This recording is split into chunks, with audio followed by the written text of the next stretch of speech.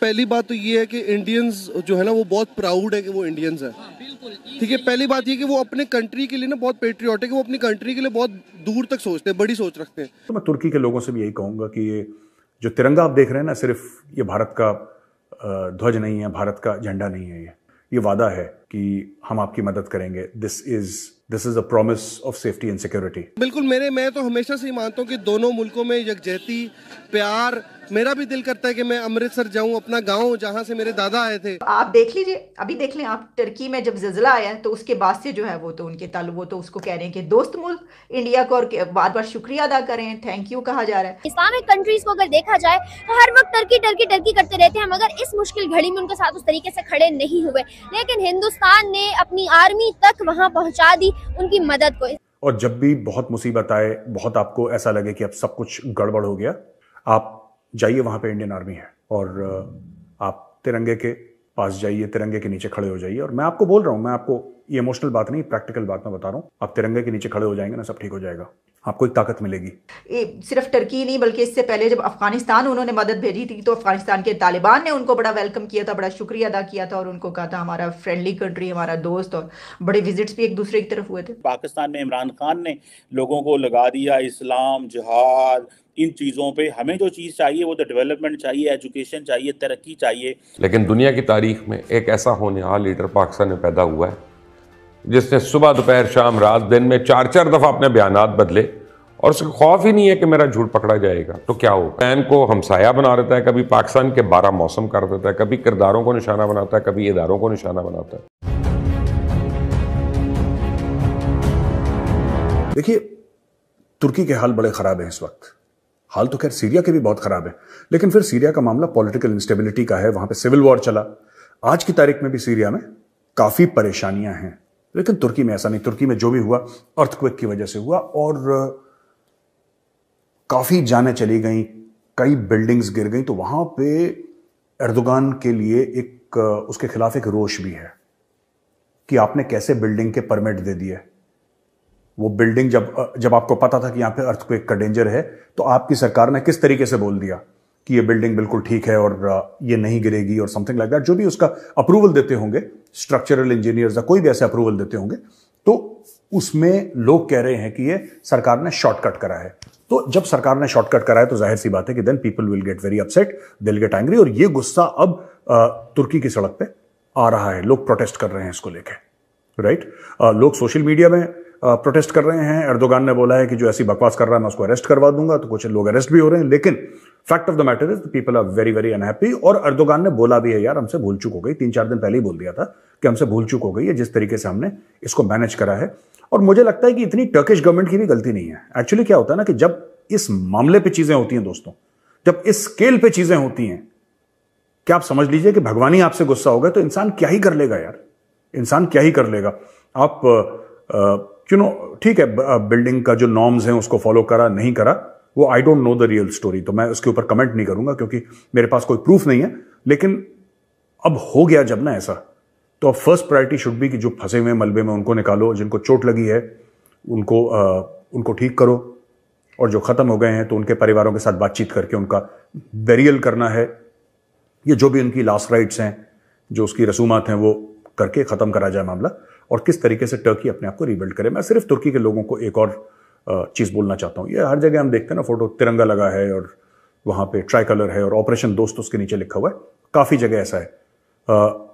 ये दुनिया ने भी एहसास करा, चाहे वो कोविड के समय की बात हो, चाहे यूक्रेन से जब हमारे स्टूडेंट्स को निकलना हो तब की बात हो। तो मैं तुर्की के लोगों से भी यही कहूंगा कि ये जो तिरंगा आप देख रहे हैं ना, सिर्फ ये भारत का ध्वज नहीं है, भारत का झंडा नहीं है ये, ठीक है ना।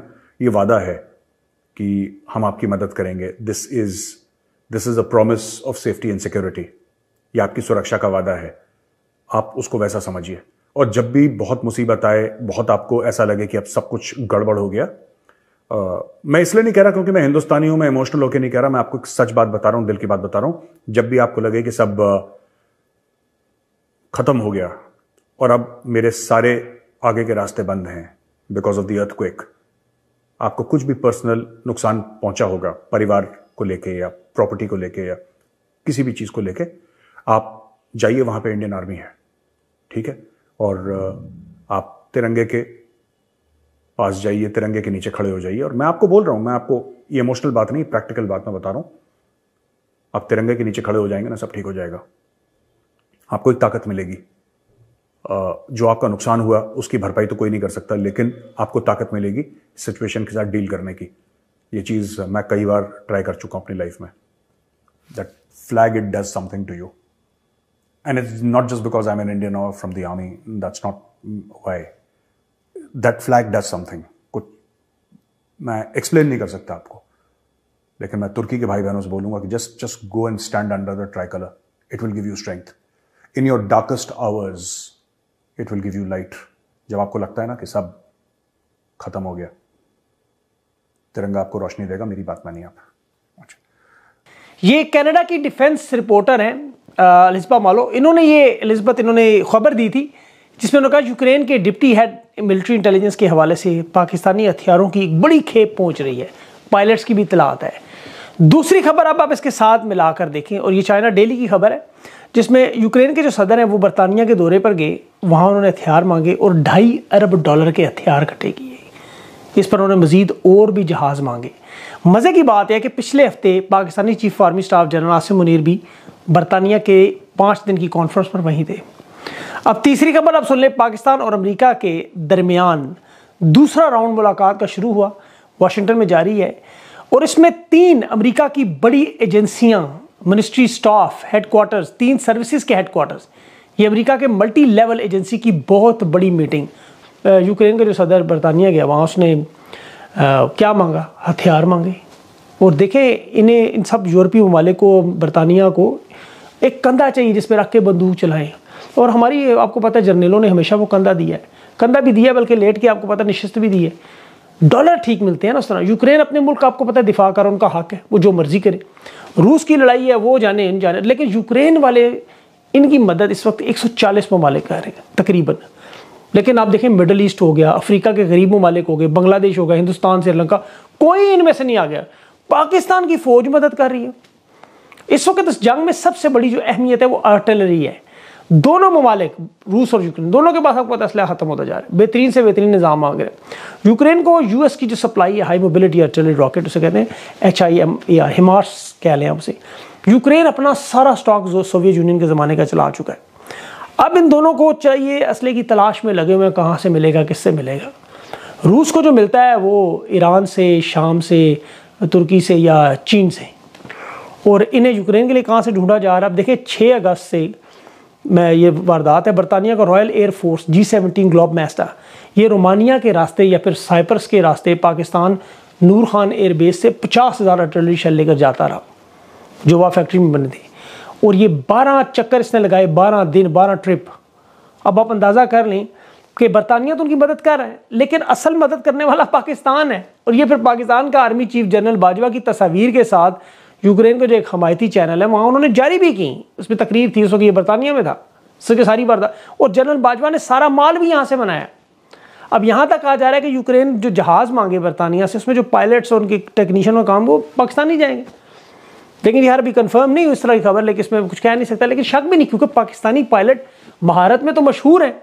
और आपको पता है पीछे जो बैठे हैं वो माल लेने में, वो तो चले जाएंगे बेचारे, उनको भेज देंगे जहाँ। सारी दुनिया जानती है, सोशल मीडिया पर ऑर्डिनेंस फैक्ट्री के 122 मिलीमीटर के जो वो पूरे बड़े हथियार वो दिखाए गए। ये खबर इंटरनेशनल जर्नलिस्ट को जब मिली, उन्होंने इसके पूछने की कोशिश की, तो वहाँ से आगे से जवाब नहीं मिला, बताने से सबने इनकार किया। ऐसी सूरत हाल में जो मैंने आपके सामने रखी, अब आप जनरल आसिम मुनीर का बरतानिया और फिर ये अमेरिका की मीटिंग, ये आप देखें, आपको सारा बयानिया समझ आ जाएगा।